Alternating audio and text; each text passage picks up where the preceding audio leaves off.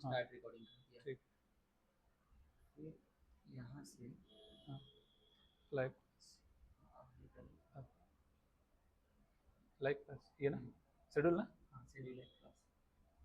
उसके बाद फिर लेक्चर मैथ्स हाँ 2 और यहाँ पर गो लाइव नाउ और कुछ और लिखना है। नहीं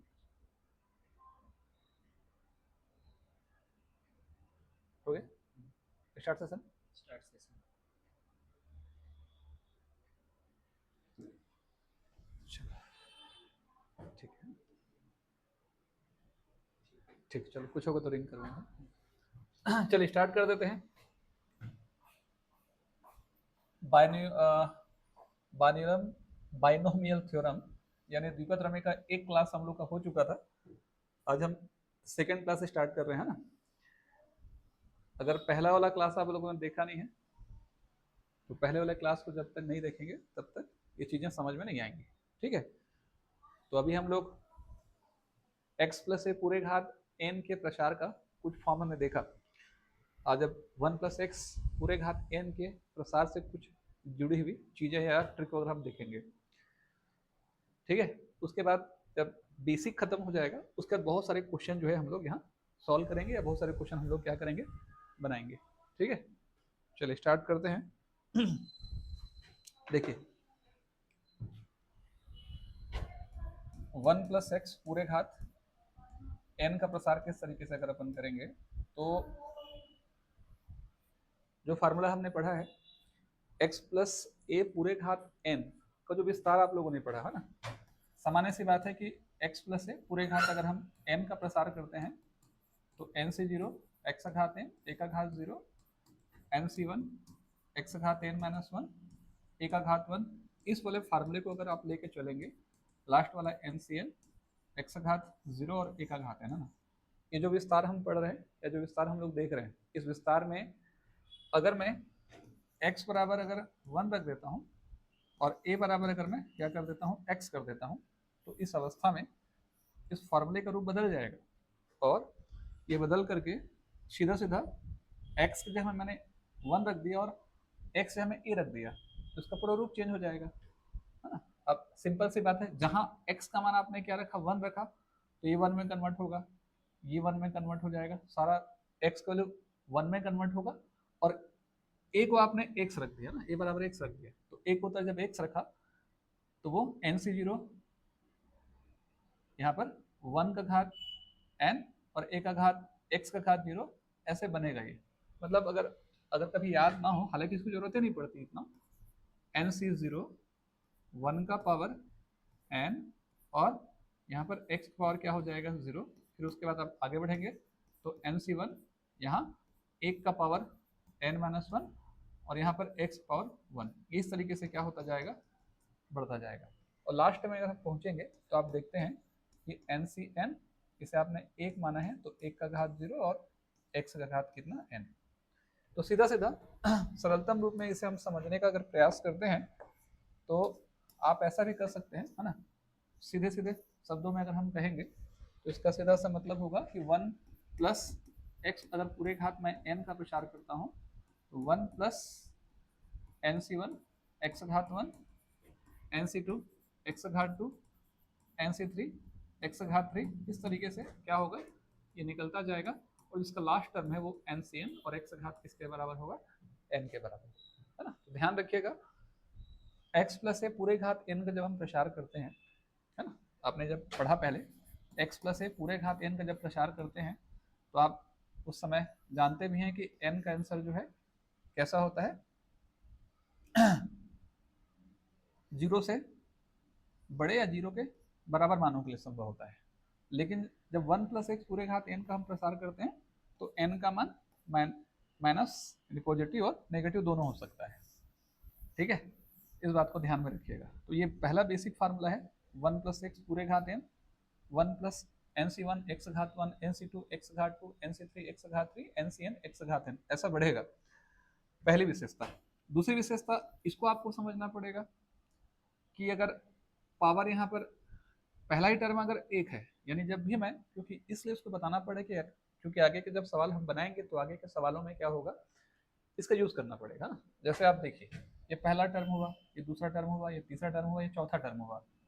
जब अपन चौथे टर्म की बात करते हैं तो चौथे टर्म में आप देखोगे, अगर मैं चौथा टर्म ले रहा हूँ तो यहाँ r का मान 3 है, पावर में 3 है। अगर ये 4 रहेगा तो ये 3 हो जाएगा।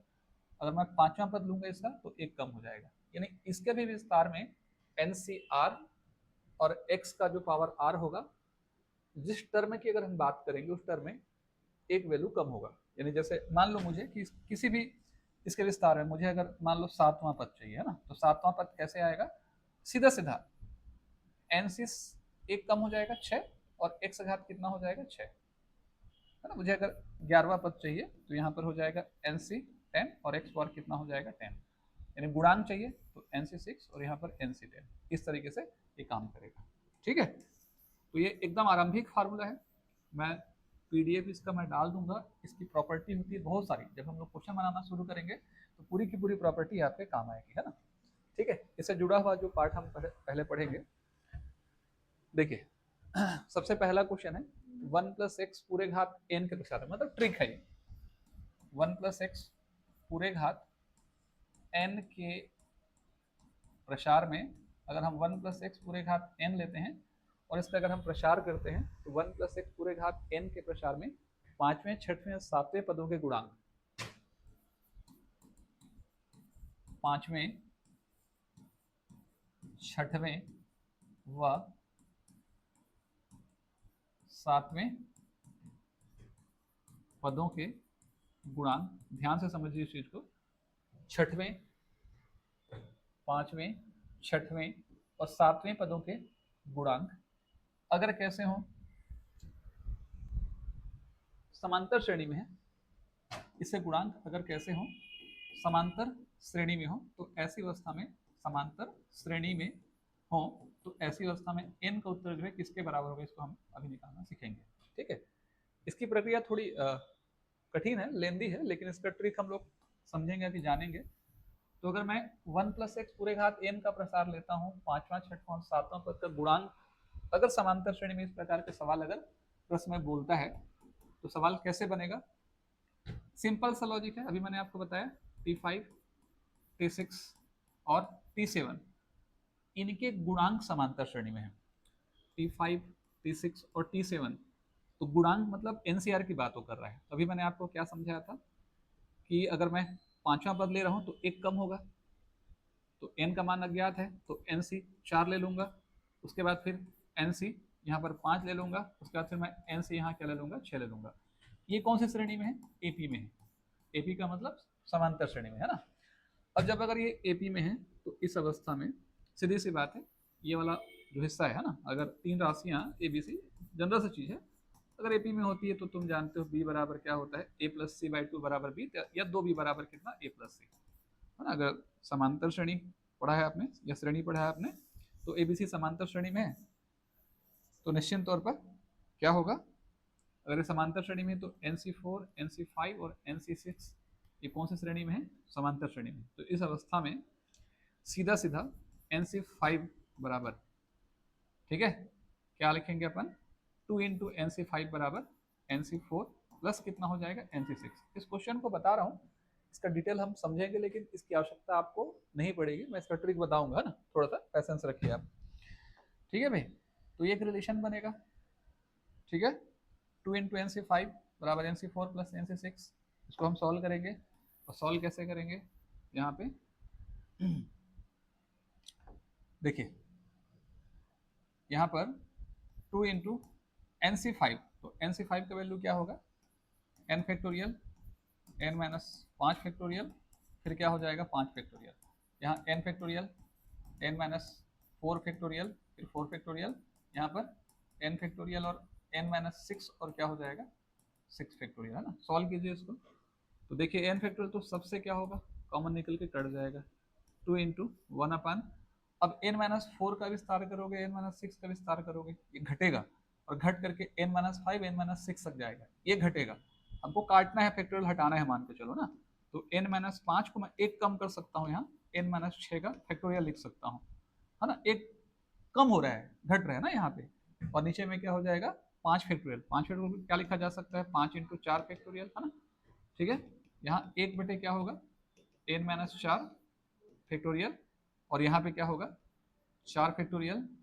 इसको भी हम एक्सटेंड कर देंगे, n माइनस 6 तक लेके जाएंगे इस वाले हिस्से को, है ना, इस वाले हिस्से को लेके जाएंगे कहाँ तक, 1 बटे n माइनस 4 है, n माइनस 4 और n माइनस 5, और कहाँ तक जाएंगे n माइनस 6 फैक्टोरियल तक, है ना। यहाँ पर 4 फैक्टोरियल है, तो 4 गुणित 5 गुणित लिखा जा सकता है 6 फैक्टोरियल, और यहाँ 1 बटे n माइनस 6 फैक्टोरियल। हाँ अच्छा, 4 फैक्टोरियल है तो 4 फैक्टोरियल तक अपन लेके चलते हैं, ठीक है, हमको सॉल्व करना है उसको। ये 5 इंटू 4 है, तो ये अपन कहाँ तक जाएंगे, 4 फैक्टोरियल तक जाएंगे, और 6 को अब चेंज करना पड़ेगा, 5 इंटू कितना 4 फैक्टोरियल, है ना। हाँ इतना लंबा बनाना नहीं, देख लो, लेकिन फिर भी एक बार स्टार्टिंग है तो ट्रिक का वैल्यू वहाँ समझ में आएगा हमको। तो n माइनस 6 फैक्टोरियल 4 फैक्टोरियल सबसे हम लोग क्या कर देंगे, कैंसिल कर देंगे, बचेगा क्या हमारे पास 2 अपन n माइनस 5 इंटू क्या बचेगा यहाँ 5, और इक्वल टू इस तरफ अपन जाएंगे तो n माइनस 4 इंटू क्या हो जाएगा n माइनस 5, ठीक है, प्लस यहाँ पे क्या आएगा 1 बटे 6 इंटू 5 का मतलब होता है 30, है ना। अब हम लोग सीधा सीधा इस वाले हिस्से को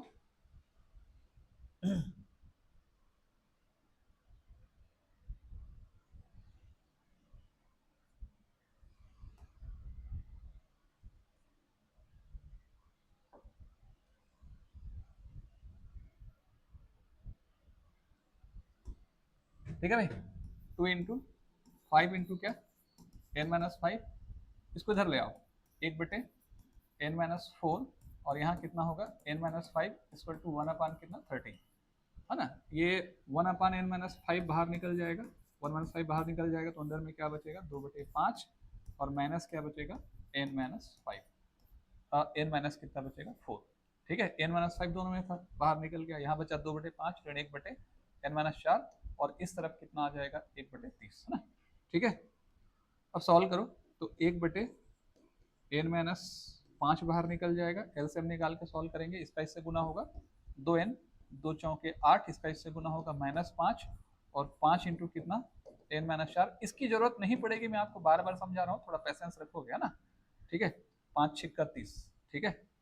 अब सॉल्व करो, सॉल्व करेंगे यहाँ पर, तो सॉल्व करते समय ध्यान रखिए इस चीज को, ये बचा मेरे पास 2n और 8 5 कितना होता है 13 यहाँ पे, और नीचे में क्या हो जाएगा n minus 5 into n minus 4, है ना, और 1 बटे 6, या यहाँ पे अपन लिख सकते हैं 1 बटे 6, और इधर क्या हो जाएगा n माइनस 5, ब्रैकेट सॉल्व कर देता हूँ, n का square minus 5n minus 4n और 20, नीचे सॉल्व करोगे तो n square minus 5n minus 4n और प्लस 20, क्रॉस मल्टीप्लिकेशन करेंगे तो n square minus 9n plus 20 equal to 6 दूनी 12n माइनस 13 6 78, इधर ट्रांसफर कर दो, तो n स्क्वायर माइनस 9n इधर आके जुड़ जाएगा, और एक घट जाएगा माइनस 12n, और प्लस कितना होगा 98, तो n square minus 12 9 21n plus कितना 98 इक्वल टू 0, है ना। एक बार समीकरण बन रहा है, हाँ n स्क्वायर, हाँ 21n प्लस 98, हाँ कैलकुलेशन सही है, दिक्कत थोड़ी। चलिए अब बहुत सारे स्टूडेंट जो है वर्ग समीकरण, मतलब हम लेक्चरर मैथ्स की तैयारी कर रहे हैं लेकिन वर्ग समीकरण को हल करना नहीं जानते, है ना, ये बड़ा ध्यान रखिए इस चीज को, ऐसा नहीं होना चाहिए। यहाँ पर एक ट्रिक बता रहा हूँ, किसी भी वर्ग समीकरण को हल करने का सिंपल सा ट्रिक ये होता है कि इस वाले नंबर को 1 इंटू 98 को हम लोग रफ में सॉल्व कर लेते हैं, है ना, 98 मतलब 14 इंटू 7, ठीक है, और 1 14 मतलब 2 गुणित 7, आप अभाज्य गुणनखंड के रूप में तोड़ लीजिए, तोड़ने के बाद लास्ट नंबर देखिए, आप लास्ट नंबर क्या है प्लस है, आप जो बचपन से पढ़ते आ रहे हो उस मेथड से नहीं बना रहा हूँ ना, लेक्चर मैथ्स पढ़ा रहा हूँ, तो ये हम क्या करेंगे पहले और लास्ट को अपन रफ में सॉल्व कर लेते हैं। अब यहाँ से जो फैक्टर बनेगा ना, उस फैक्टर से 2 नंबर ऐसे बनाएंगे जिसको जोड़ते हैं तो 21 आता है, जिसको आप पहले से जान रहे हो क्या आएगा, जिसको जोड़ेंगे लास्ट में अगर प्लस का साइन है जोड़ेंगे तो होगा, तो यहाँ पे एक बनेगा 14 और एक क्या बनेगा 7, लेकिन धन 14 और धन 7 ना बन के ऋण 14 और ऋण 7 होगा ना, तो मैं लिखूंगा ऋण 14 और मैं लिखूंगा क्या, ऋण 7। मैं सीधा हल कर रहा हूँ, पूरा नहीं बना रहा हूँ, ट्रिक बता रहा हूँ। ऋण 14 और ऋण 7 बचेगा। अब क्या करना है, कुछ नहीं करना है, इसका जो गुणांक है ना उसको डिवाइड करके सामने में उसका साइन को बदल दो। इसका गुणांक 1 है, 1 को डिवाइड करके सामने के साइन को बदल दो, तो यह जाएगा 14 और यह जाएगा 7, बस खत्म। तो इस समीकरण जब हम हल करेंगे तो वर्ग समीकरण को हल करने का ट्रिक है, n के 2 उत्तर निकलेंगे, है ना। एक उत्तर क्या आएगा 14 और एक उत्तर क्या आ जाएगा 7, और यही हमको क्या करना है, निकालना है। तो ऐसा बिल्कुल भी नहीं बनाना है, भूल जाइए इसे। थोड़ा सा ट्रिक की महत्ता हमको समझ में आए, इस उद्देश्य से हम लोग क्या कर रहे हैं, इतने लेंदी क्वेश्चन को हम लोगों ने क्या किया है, सॉल्व किया, है ना। देखिए सीधा इसका ट्रिक अपन लिखेंगे, ठीक है। टी आर प्लस 1 और टी आर प्लस 2, है ना। अगर हमारे पास कोई भी 1 प्लस एक्स पूरे घात n के प्रसार में अगर टी आर प्लस 1 और टी आर प्लस दोवें पदों के गुणांक, है ना, दोवें पदों के गुणांक अगर कैसे हो, समांतर श्रेणी में हो ना, समांतर श्रेणी में हो, तो उस कंडीशन पे आपको एक रिलेशन याद रखना पड़ेगा, ठीक है। N square minus n four r plus 1, n square minus n four r plus 1 into n plus 4r square minus 2, 4r square minus 2 equal to 0, है ना। बहुत सारे ट्रिक्स मिलेंगे, हम लोग जितना अध्याय पढ़ेंगे बहुत सारे ट्रिक्स आपको मिलते चलेंगे। N square minus 4r plus 1 into n और 4r स्क्वायर इंटू बराबर कितना 0। तो आप ये जो एग्जाम्पल ये जो ट्रिक्स देख रहे हो, इस ट्रिक्स में तुमको दो चीजें समझनी पड़ेंगी। अगर सवाल आएगा अगली बार तो सीधा सीधा तुम इस ट्रिक का प्रयोग करके क्वेश्चन को बना सकते हो, है ना। टी आर प्लस 1 और टी आर प्लस 2, ये जो आर यूज हो रहा है, अब सिंपल वे में समझना, है ना, वो आर प्लस 1 से कोई रिलेशन नहीं है। जो हम लोग व्यापक पद लेते हैं ना, इससे पहले पढ़ा है ना आपने व्यापक पद, तो व्यापक पद से कोई रिलेशन इसका नहीं, सीधा हम कंपेयर करेंगे, है ना। T5 यहाँ T6 और यहाँ क्या T7, 5 का मतलब 5 होता है, 6 का मतलब 5 प्लस 1 और यहाँ पर 7 का मतलब 5 प्लस कितना 2, मतलब सीधा सा आर का मान यहाँ से 5 लेना है और कुछ नहीं, ठीक है। तो आर का मान यहाँ से क्या करना है अपने को 5 लेना है, इसको आप अलग कर दीजिए। एन स्क्वायर का मान एन स्क्वायर ले लूंगा मैं, आर का मान क्या लेना है अपने को 5, 5 चौक 20 और 1 21, 21 एन। अभी 5 के स्क्वायर 25, 25 चौक 100, 100 में 2 गया 98, बराबर क्या हुआ 0, है ना। तो देखो एक वर्ग समीकरण बन रहा है ना भाई, वर्ग समीकरण तैयार हो गया। अब इसको आप हल कर सकते हो, और परीक्षा में अगर ये क्वेश्चन पर्टिकुलर, ये क्वेश्चन अगर आता है, ये क्वेश्चन पर्टिकुलर अगर आता है तो आपको इस तरीके से बनाना होगा, है ना, ठीक है। दिक्कत नहीं है किसी प्रकार का, है ना। कितने लोग जुड़े हैं भाई? हाँ, अब हम लोग ठीक है, लाइव क्लास में पढ़ाते हैं तो देखते रहते हैं ना।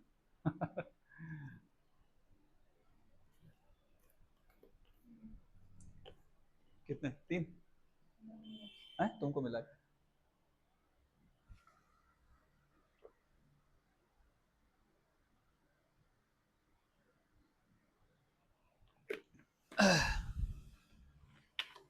चलिए ठीक है, इसके बाद एक दो ट्रिक अपन और पढ़ लेते हैं, है ना। जो एग्जांपल्स मैंने आपको दिए हैं उस एग्जांपल को या उसके बेस पे ये सारे सवाल बनेंगे। ट्रिक्स लिखते चलिए।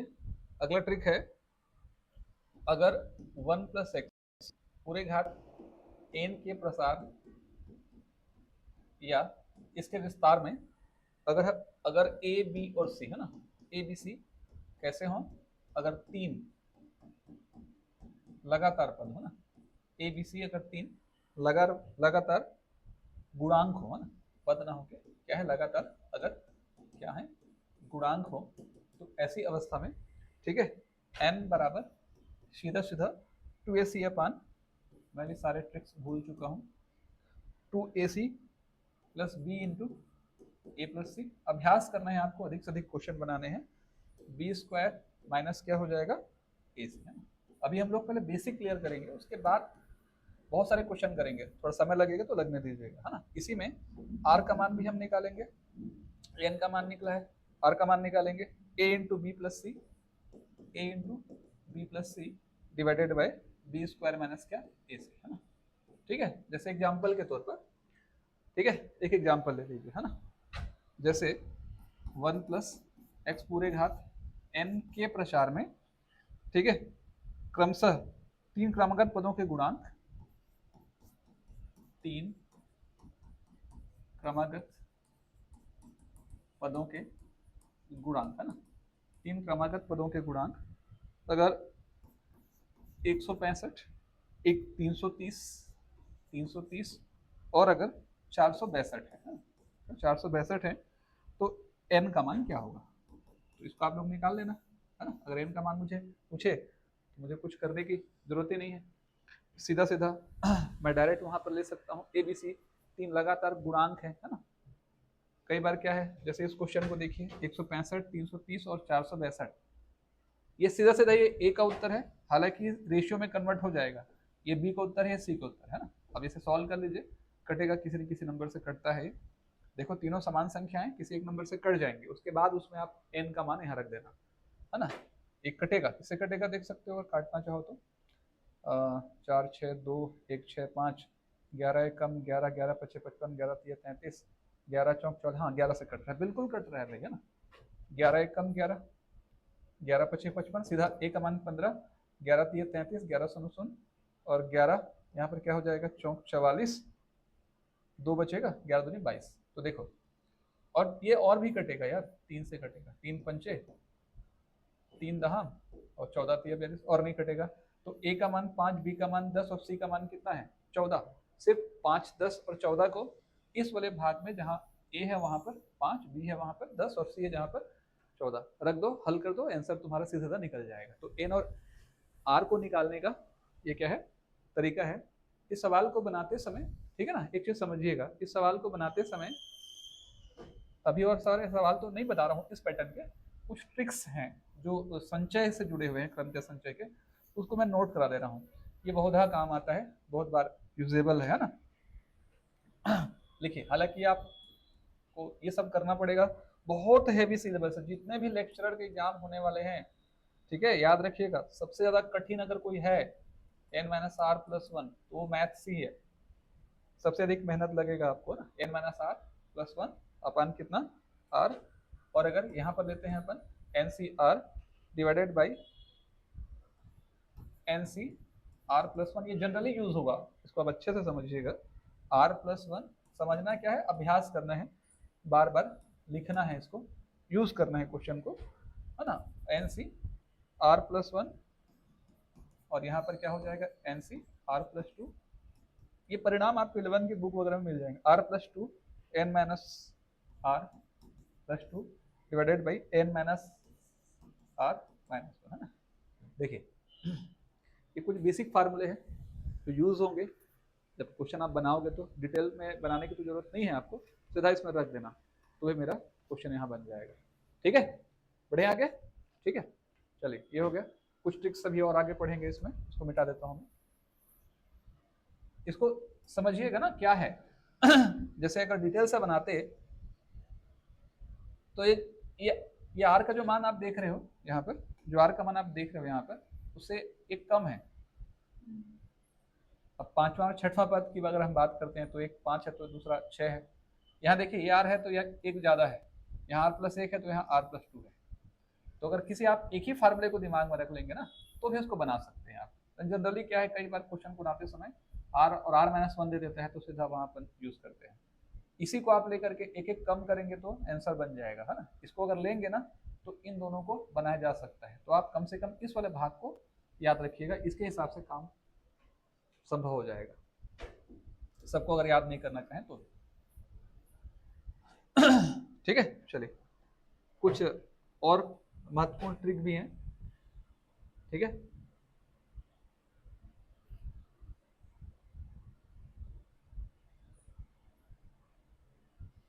वन प्लस एक्स पूरे घात n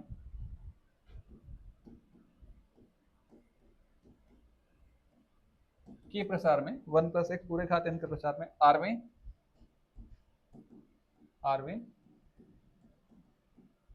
r धन एकवें और r धन दोवें, r धन दोवें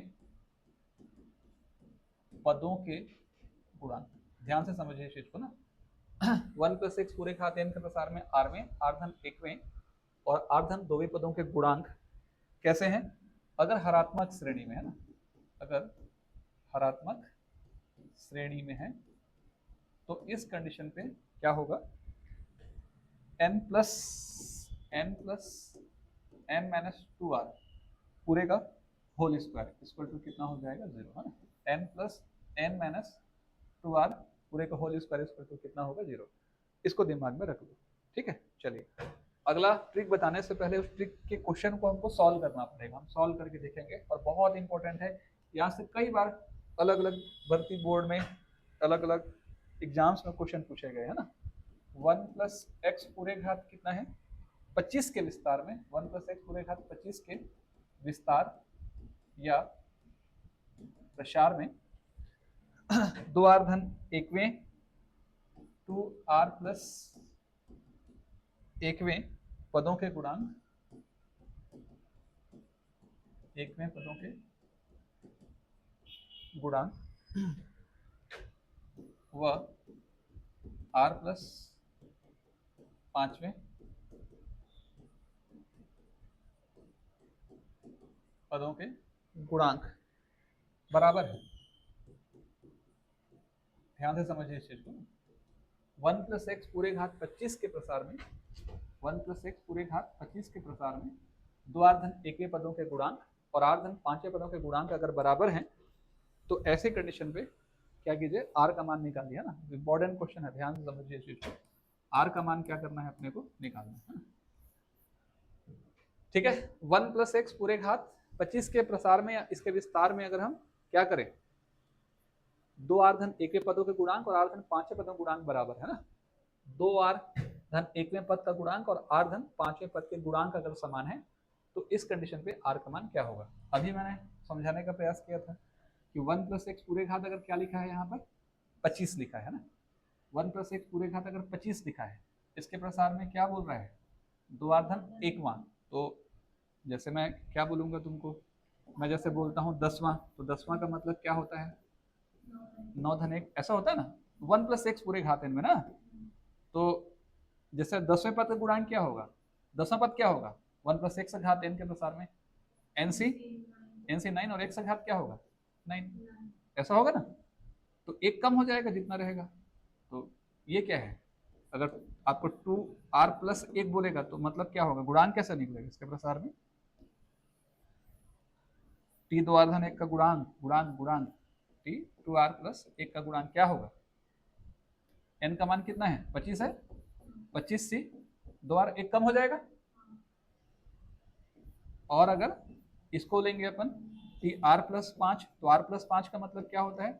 r + 4 प्लस क्या होता है? 1। तो इसके लिए क्या हो जाएगा? 25c r प्लस कितना होगा? 4। तो ये वाला भाग और ये वाला भाग आपस में क्या है? बराबर है ना। ये वाला भाग और ये वाला भाग आपस में क्या है? बराबर है। तो इस कंडीशन पे अब इसको बराबर करिए। बराबर कैसे होगा? ये होगा 25c 2r बराबर 25c r + 4। अब यहाँ दो कंडीशन होगा ना।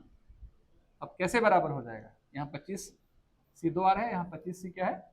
r + 4 है। तो बराबर कैसे होगा? देखो बार बार छोटे से छोटी बारीक से बारीक चीजें आती हैं, है ना। या तो सीधा सीधा यहाँ इस क्वेश्चन को आगे बनाने के दो तरीके हैं आपके पास, है ना। दो तरीके हैं आपके पास बनाने के। पहला तरीका तो ये है कि 25c 2r और 25c r + 4, है ना। ये बराबर है, ये 25 है तो ये 25 है, तो ये इसके बराबर हो जाएगा। जनरली 11 की बुक में है, लेकिन क्वेश्चन बनाते समय ऐसा नहीं होता है। देखोगे ऐसा क्यों नहीं होता है? अब 2r को हम r + 4 के बराबर रखेंगे, यहाँ से 2r - r लिखेंगे और यहाँ r बराबर क्या निकाल लेंगे? 4। लेकिन तुम लोग देखोगे क्वेश्चन बनाते समय कभी भी ऐसा नहीं होता है। बुक में क्या करता है? वो सीधा सीधा क्या करता है? पहले यहाँ 25c 2r लिखा हुआ है और यहाँ पर कितना है? 25c r प्लस कितना लिखा है? 4। तो NCR का एक फार्मूला आपने पढ़ा है, NCN - r, दोनों का परिणाम तो क्या होता है? आपस में बराबर होता है ना भाई, NCR बराबर क्या होता है, NCN माइनस R। इसको ऐसा लिख सकते हैं, दोनों का परिणाम बराबर होता है। तो ये इस वाले को या तो इस वाले को किसी एक को चेंज करते हैं, इसको चेंज करेंगे। इस 25, ये जो 25C2R है, इसको 25NCR को NCN माइनस R, इससे घट जाएगा। तो 25 माइनस क्या हो जाएगा 2R, है ना। 25 माइनस क्या हो जाएगा 2R, ये ऐसा घट जाएगा और बराबर क्या हो जाएगा 25C R प्लस कितना होगा 4। अब उसके बाद कंपेयर करोगे आप, NCR को NCN माइनस R में पहले बदलो और 25 माइनस क्या होगा 2R बराबर R प्लस कितना होता है 4। इसको ट्रांसफर करोगे तो 25 माइनस 4 उधर चला जाएगा, तो R प्लस 2R यहाँ पर हो जाएगा 21 और यहाँ पर हो जाएगा 3R, और काटेंगे तो R का मान क्या निकल जाएगा 7। तो R का मान निकल गया 7। अब बताओ, यहाँ R का मान निकल रहा है 4 और यहाँ R का मान क्या निकल रहा है 7। तो सही कौन सा है और क्यों है? पहला वाला सही है कि दूसरा वाला सही है? और पहला वाला सही है तो दूसरा वाला क्यों नहीं है? दूसरा वाला सही है तो पहला वाला क्यों नहीं है? बताओ भाई।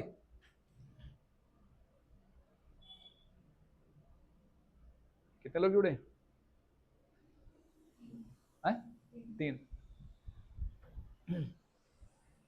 देखो ध्यान से समझो, है ना। सोचो अगर इस क्वेश्चन को मैं बनाता हूं, है ना, यहां पर आप देखोगे R बराबर कितना है 4 और यहां पर देखोगे R बराबर कितना है 7, है ना। तो अगर यहाँ R बराबर 4 है, यहाँ R बराबर 7 है, मैं R के मान को इसमें रख दूं R के जगह में, तो 25C R का मान अगर मैं रखूंगा 8 और इधर क्या रखूंगा 25C 4 4 8, तो ये क्या है? ये कॉन्सेप्ट ही आपका गलत है। वो सेंस क्या है? उसे कहने का मतलब ये है कि अगर मैं इसका प्रसार करता हूं 1 + x पूरे घात 25 का, तो जो 2r धन 1वां पद का गुणांक और r धन 5वें पद का गुणांक आपस में क्या है बराबर है। तो वो अलग अलग पदों की बात कर रहा है, तभी तो यहाँ पर पदों की स्थिति को उसने क्या किया है अलग बनाए हैं। अब तुम बोलोगे कि एक 1 + x पूरे घात n प्रसार में 10वें पद का गुणांक 10वें पद के गुणांक के बराबर है, तो हास्य पद नहीं होगा, उसका सेंस ही खत्म हो जाएगा ना भाई। ये क्या सवाल है? 10वें पद का गुणांक जब 10वें पद के गुणांक के बराबर है तो इसका मान निकालो। तो वो इनडायरेक्ट हिंट है कि हम ऐसा, अगर मैं इस वाले वैल्यू को रखूंगा तो 25 से 8, मतलब तुम ये कहने का प्रयास कर रहे हो कि 25 1 + x पूरे घात 25 के प्रसार में, ठीक है, 9वें पद गुणांक 9वें पद गुणांक के बराबर है। वो ऐसा कहने का सेंस गलत है, समझ रहे हो मेरी बात को? है ही नहीं। तो इसीलिए क्या करते हैं क्वेश्चन में, आप देखोगे 11th के बुक वगैरह में जब आप बनाते हो क्वेश्चन को, तो वो ऐसा नहीं करता है, बल्कि वो क्या करता है, क्या करता है भाई, वो सीधा सीधा क्या करता है, वो यहाँ चेंज करता है। अब चेंज करने के बाद जो आर का मान निकलेगा वो सही आंसर होगा।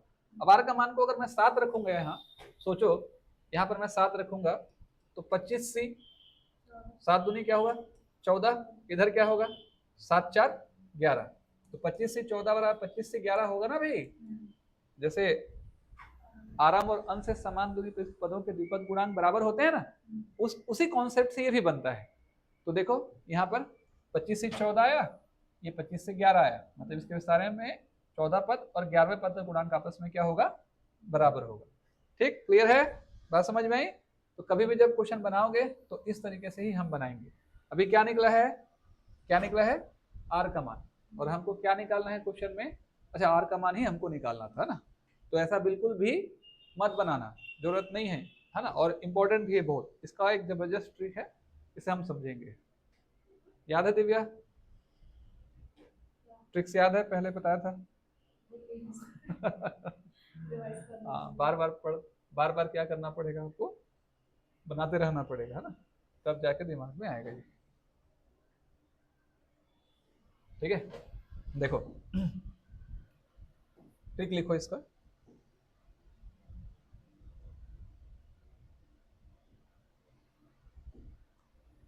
वन प्लस एक्स पूरे घात n के प्रसार में, 1 + x पूरे घात n के प्रसार में Tp = अगर TQ है, Tp = अगर कैसा है TQ है, तो सीधा सीधा P plus q equal to, मैं भी सब ट्रिक भूलते जा रहा हूँ ना, P प्लस क्यू बराबर कितना n प्लस टू, वो तो शुक्र है मैंने नोट्स बना के रख लिए पहले का, है ना। तो P plus q equal to n plus two, है ना। अगर P धन Q का उत्तर n प्लस टू के बराबर है, अगर TP बराबर TQ है, तो P प्लस क्यू बराबर क्या हो जाएगा n प्लस टू। सीधा सीधा बनेगा, कुछ एक्स्ट्रा करने की जरूरत अपने को नहीं है ना। मतलब अगर इसको देखो सीधा सीधा, मुझे ट्रिक में कैसे बनेगा ये, इसके प्रसार में n तो यहाँ से निकल जाएगा 25, है ना। TP का मतलब क्या है, देखो TP 2r प्लस 1, और यहाँ पर TQ, इसका मतलब क्या है, इसमें कोई आगे ट्रिक में r प्लस 5 है ना। ट्रिक इसमें कंफ्यूज नहीं होना भाई, ट्रिक अलग है और कॉन्सेप्ट अलग है, डिटेल अलग है। सीधा कंपेयर करो, इसमें कुछ नहीं करना, ये पूरा का इसमें एक कम मत कर देना, यहाँ एक कम मत कर देना, वो डिटेल में था। ट्रिक में TP बराबर TQ, ये P हो जाएगा और ये Q हो जाएगा, सीधा सा। ये P है ये Q है, क्या ट्रिक पढ़ा आपने, 2r plus 1 plus r plus 5, P plus Q बराबर क्या होता है n प्लस टू। तो 25 प्लस कितना हो जाएगा 2, तो 2r और 1r कितना हुआ 3r, 3r धन 6 बराबर कितना 27, तो 3r बराबर 21, 3 सत्ते 21, तो r बराबर क्या निकल जाएगा 7। तो r का मान सीधा यहाँ से आप क्या कर सकते हो निकाल। ठीक है, आया समझ में।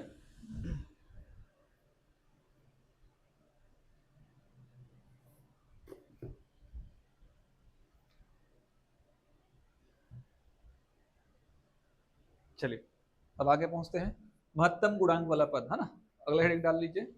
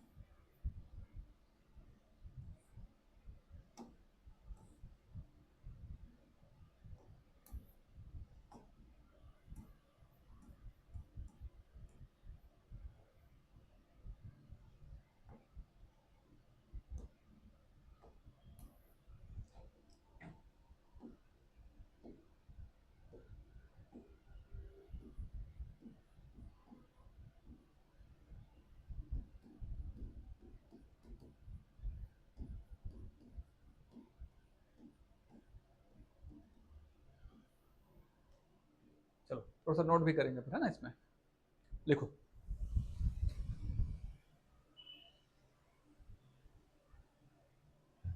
1 प्लस एक्स पूरे घात n के प्रसार में, हाँ 1 प्लस एक्स पूरे घात n के प्रसार में महत्तम गुणांक का तात्पर्य NCR के मान से होता है, अर्थात अर्थात अर्थात NCR का अधिकतम मान ही महत्तम गुणांक वाला पद होगा। देखो दो चीजें हैं, महत्तम गुणांक वाला पद और महत्तम पद, है ना।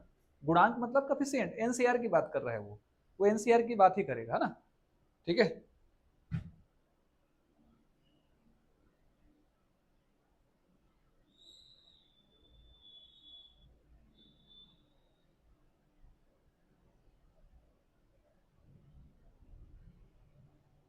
ठीक है।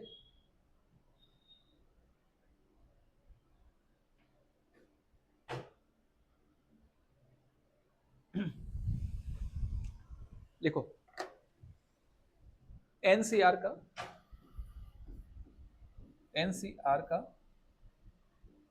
अधिकतम मान, NCR का अधिकतम मान, NCR का अधिकतम मान NC n/2 होता है, NC n/2 होता है जब n सम हो,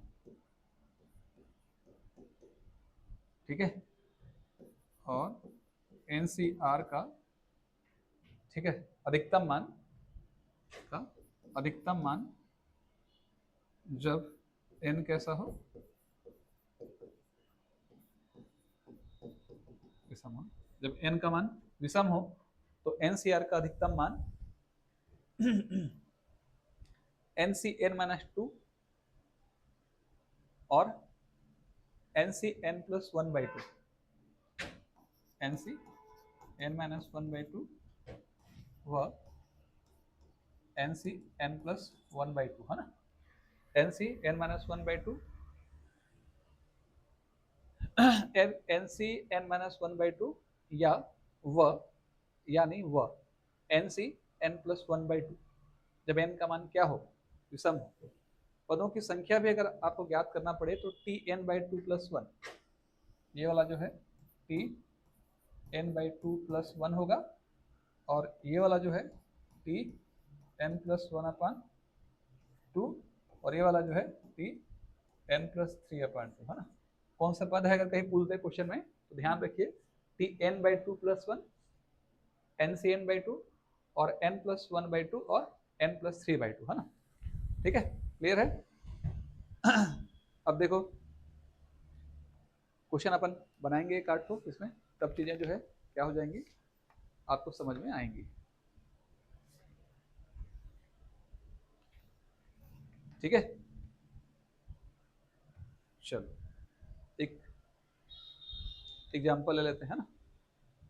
ठीक है,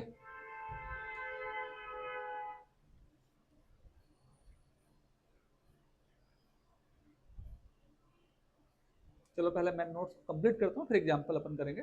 इसके बाद इतना समझ में आया ना, इसमें ज्यादा कोई समस्या है नहीं, अपने हिसाब से कोई दूसरा एग्जाम्पल भी ले सकते हो।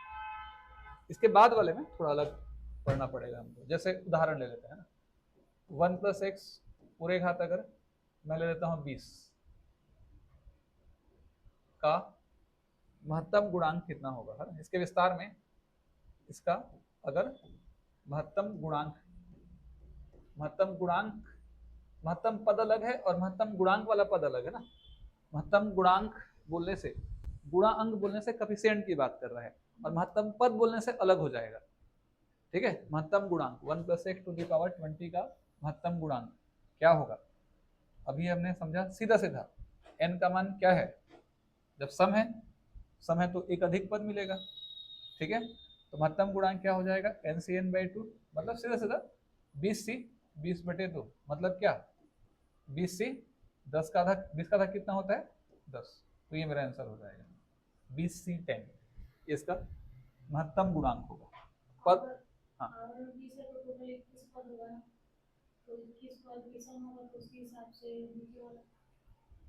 ठीक है ना, कोई दिक्कत नहीं, बीच वाला तो होगा।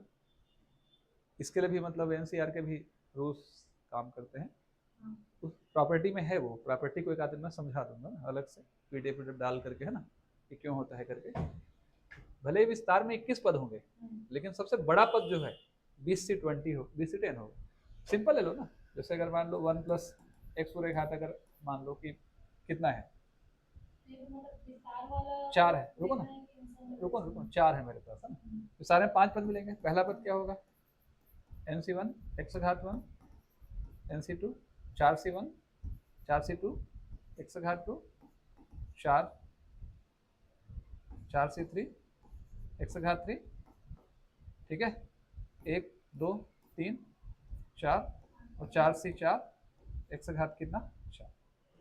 ठीक है, अब आप मान निकालोगे तो पहले पढ़े हो गुणांक के बारे में, क्या होता है एक, फिर क्या होता है 1 2 1 पढ़े हो ना, पिरामिड 1 3 3 1, और फिर क्या पढ़े हो 1 4 6 4 1। अब बताओ सबसे बड़ा कौन सा होगा, बीच वाला, खत्म बात, है ना, बीच वाला होगा ना भाई। तो 1 2 3 4 और क्या 5, बीच में कौन आ रहा है 4c3। अभी आपने क्या पढ़ा, NCn/2। ठीक है, n का मान कितना है 4c, और यहाँ क्या होगा 4c 4/2, मतलब 4c2 4 से 2 का मान निकाल लो, 4 फैक्टोरियल, 4 इन 2 फैक्टोरियल, और क्या हो जाएगा 2 फैक्टोरियल, तो 4 गुणित 3 गुणित 2, और यहाँ पर 2 गुणित क्या 2, तो खत्म हो जाएगा, 2 दूनी 4, तो 3 दूनी कितना आया 6, वही है ना, वही तो है, कुछ अलग नहीं है ना। तो बस वो आप इसे भी याद रख लोगे तो बनेगा। लेकिन अब ये छोटे के लिए समझ में आ गया, लेकिन n का मान अगर बड़ा दे देगा और आपको बनाना पड़ेगा क्वेश्चन में, तो समस्या है वहां पे। ठीक है, तो 2 चीजें दिमाग में रखना, एनसीआर का अधिकतम मान NCN/2 होगा, और एनसीआर का अधिकतम मान जब n का मान सम होगा तो क्या होगा, एक ही महत्तम पद होगा, और विषम होगा तो उदाहरण ले लो, देखो ये दोनों महत्तम पद होंगे ना, इसको उत्तर भी 3, इसको उत्तर भी 3, और 2 होंगे, दो बड़ा गुणांक होगा, इसी के बारे में अपन चर्चा कर रहे हैं। ठीक है, चलो इसके बाद अपन जो पढ़ते हैं वो है महत्तम क्या, अभी हमने क्या पढ़ा, महत्तम गुणांक पढ़ा, अब अपन क्या पढ़ेंगे, महत्तम पद। अब ये थोड़ा सा अलग है ना, तो लिख लो इसमें 1 + x पूरे घात n के प्रसार में महत्तम पद का तात्पर्य संख्यात्मक मान से है। महत्तम पद का तात्पर्य संख्यात्मक मान से है, यानी उसके विस्तार में जो सबसे बड़ी संख्या वाला परिणाम होगा वो महत्तम पद कहलाएगा। लेकिन यहाँ उस पद के चिन्ह का कोई अर्थ नहीं होगा, मतलब वो माइनस में है या प्लस में है मैटर नहीं करेगा, चाहे ऋणात्मक हो, लेकिन डाटा अगर बड़ा है तो महत्तम पद होगा। ठीक है, ठीक है ना, ठीक। इसके लिए क्या नियम है पढ़ते हैं।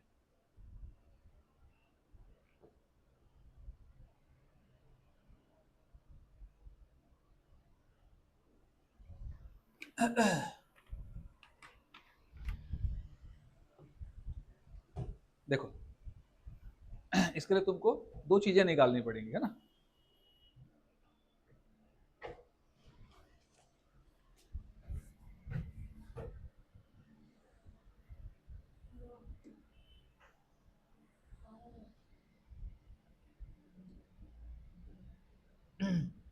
पहला लिखिए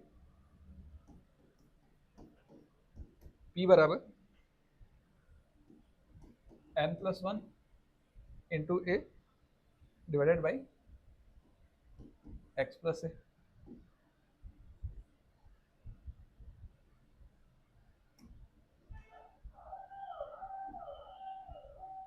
ठीक है, P बराबर n+1 into a x + a। यदि P पूर्णांक हो तो TP व P+1 दोनों बराबर होंगे, दोनों समझाऊंगा विथ एग्जाम्पल, बराबर होंगे, और यही दोनों महत्तम पद होंगे, है ना। लेकिन अगर P का मान पूर्णांक नहीं है, ये सेकेंड कंडीशन है,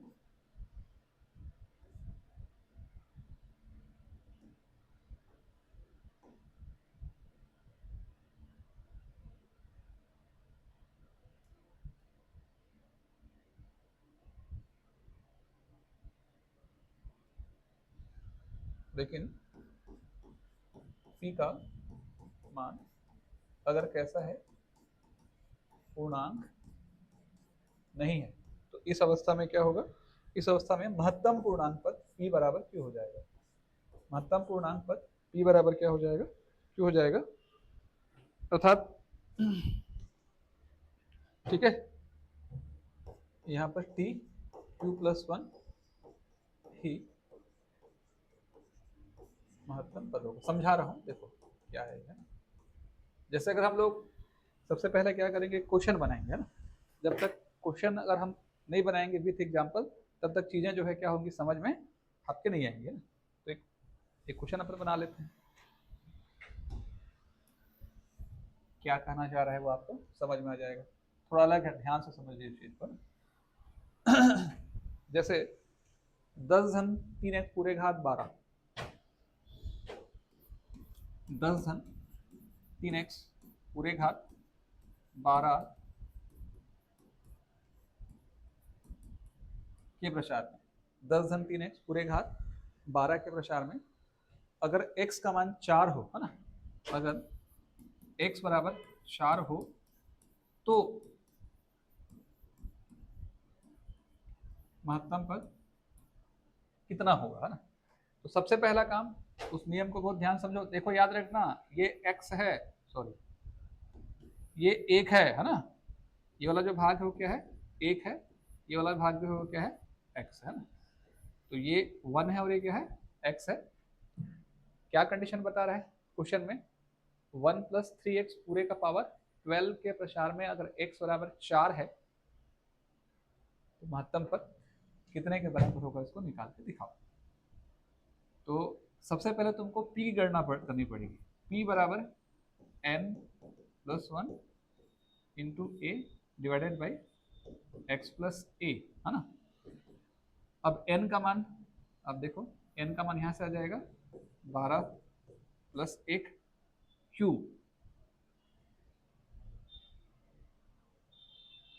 ठीक है, n+1 इंटू a और x प्लस a। पहले x को आपको यहां रखना पड़ेगा, ये x है, ये x है, 1 + x पूरे घात n ना, ठीक है। तो x मतलब क्या हो जाएगा, 3x, और a मतलब क्या हो जाएगा, 10, n+1, और यहाँ भी तो a है, a का मान कितना है, a का मान कितना है, 10। अरे एक सेकेंड, है ना, हम लोग नहीं वो नहीं बोल रहा हूँ, ठीक है ठीक है, a का मान कितना है, 10 है, a का मान 10 है, यहाँ भी 10 हो जाएगा, और x का मान रख देते हैं, x मान 4 रख देते हैं ना, अगले स्टेप में यही रख देता हूँ, ठीक है। x मान सीधा कितना हो जाएगा, 4, सही है ना, ठीक है। 3 × 4 12, x का मान 3x है, एक सेकेंड, 10 + 3x है ना वो, हाँ तो 3x है तो 3 को 4 करेंगे, n+1 into a x plus a, n+1 into a और x प्लस a, है ना। और एक्चुअल में ये हो जाएगा 12 + 1 इंटू 10, सही है, और यह आ जाएगा 4 + 10 x का मान, है ना। तो कंपैरिजन करोगे तो x की जगह पे 3x होगा, उसके बाद x को वैल्यू रखेंगे। एक सेकेंड रुक जाओ, n+1 into a upon x plus, है ना। क्वेश्चन में कुछ मिस्टेक थोड़ी है। 10 धन 3x पूरे घात 12 के प्रसार में x का मान जब 4 हो ना, तो 12 + 1 और 10 और 4 + 10, 12 + 1, a का मान कितना हो जाएगा वहाँ पर, a का मान हो जाएगा 10, और x प्लस a, है ना, x बराबर 4, है ना। वो जो 1 + x पूरे घात n है ना, वहाँ पर आ जाएगा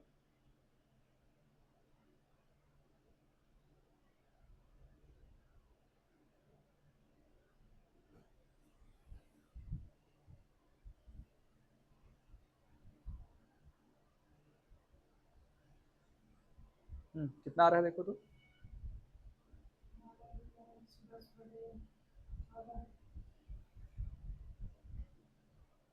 13, हाँ, एक सेकेंड, 12 × 13 हो जाएगा, 13 × 10 और भागित कितना, 14, 2 × 5 = 10, 2 × 7 = 14, 13 × 5 = 65, है ना। और यहाँ कितना आ रहा है, 7। ये एक्चुअल में ठीक है,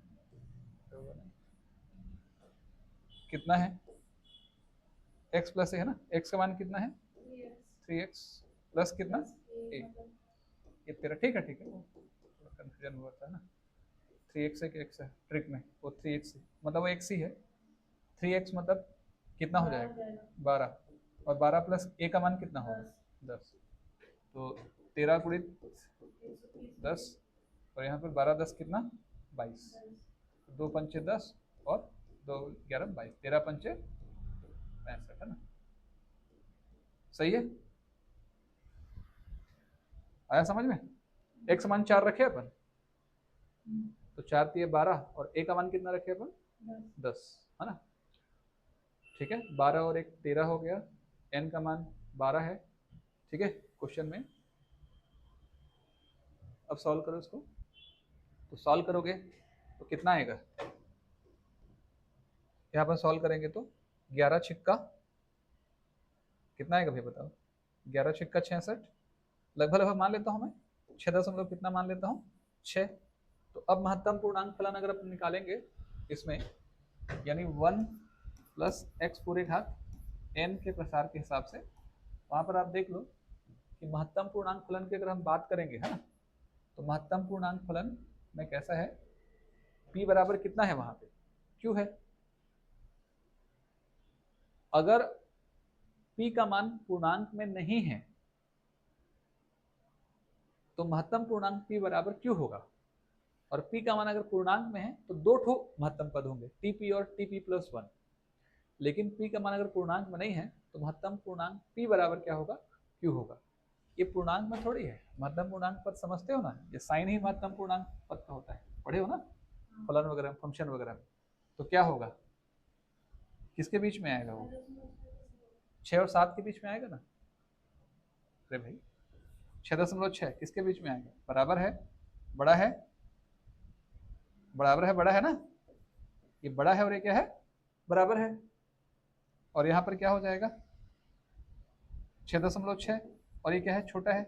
तो महत्तम पूर्णांक फलन, पूर्णांक वाला फलन लेते हैं अपन, तो यहाँ पर q का मान क्या हो जाएगा, q का मान निकल जाएगा कितना 6, और जब q का मान 6 निकल जाएगा तो आप देख रहे हो यहाँ पर डायरेक्ट जो है tq+1 ही उसका महत्तम पद होगा, तो उसको निकालना पड़ेगा तुमको फिर महत्तम पद को। यानी एक प्रकार से हम कह सकते हैं t6+1 मतलब क्या हुआ 7वां पद। जब इसका विस्तार करोगे तो 7वां पद जो रहेगा वही 7वां पद क्या होगा,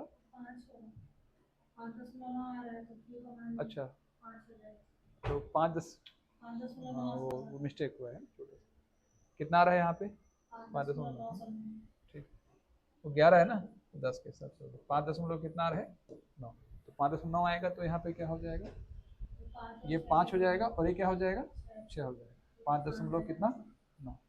ठीक है, यानी q का मान कितना निकल जाएगा 5।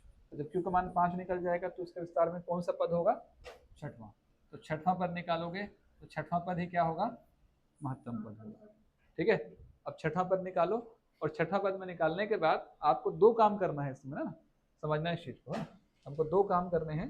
यहाँ x बराबर क्या ले लेना है अपने को 4 ले लेना है। ठीक है,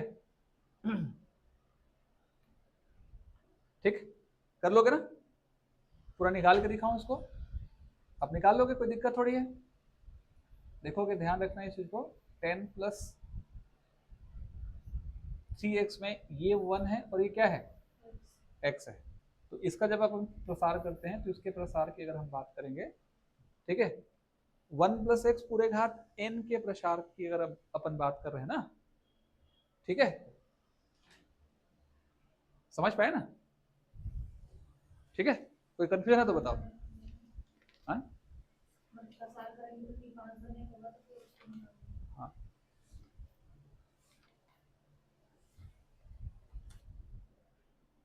इसका विस्तार करके t6 क्या करोगे आप निकाल लोगे, और t6 निकालने के बाद तो हमारा काम हो जाएगा, बन जाएगा। ठीक है, कल करेंगे बाकी, समझ में आया ना। ठीक,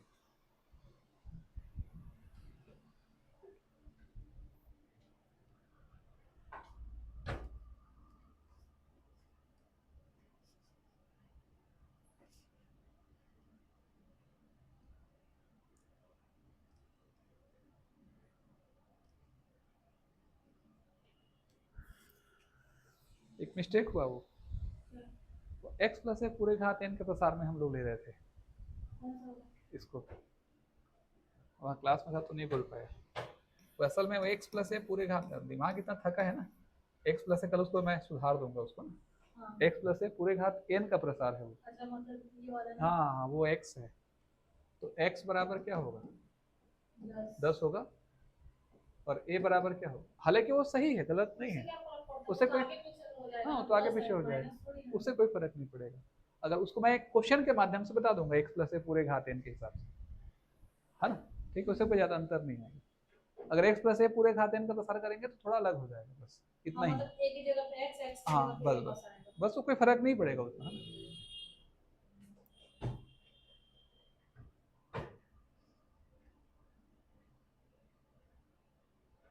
हेलो आदर्श की